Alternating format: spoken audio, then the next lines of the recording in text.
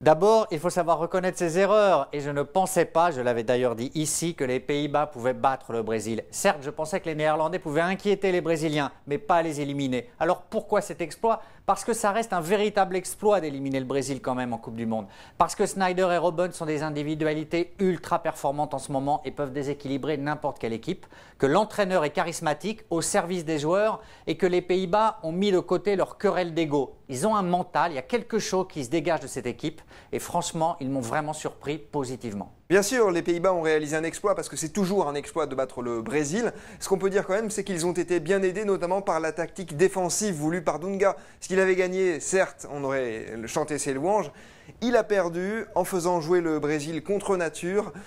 C'était évident que cette tactique-là ne pouvait pas fonctionner à long terme. Sur un match ou deux, pourquoi pas, mais sur une compétition comme celle-là, le naturel des Brésiliens serait de toute façon revenu au galop. On a bien vu qu'ils avaient beaucoup de mal à adopter la tactique voulue par Dunga. En plus, il y a eu Felipe Melo aussi qui a donné une grande aide aux Pays-Bas. Donc pour moi, c'est d'abord le Brésil qui a perdu ce match-là plutôt que les Pays-Bas qui l'ont gagné.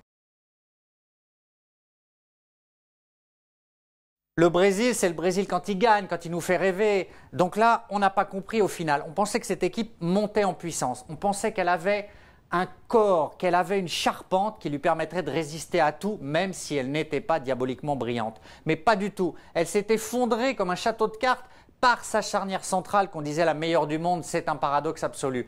Le Brésil n'était pas un grand Brésil construit par Dunga, c'était un Brésil de travailleurs, d'hommes de l'ombre et finalement, pour le Brésil, rien ne vaut les grandes stars, les Ronaldo, les Ronaldinho quand ils sont en forme. Sans des joueurs comme ça, le Brésil n'est plus le Brésil.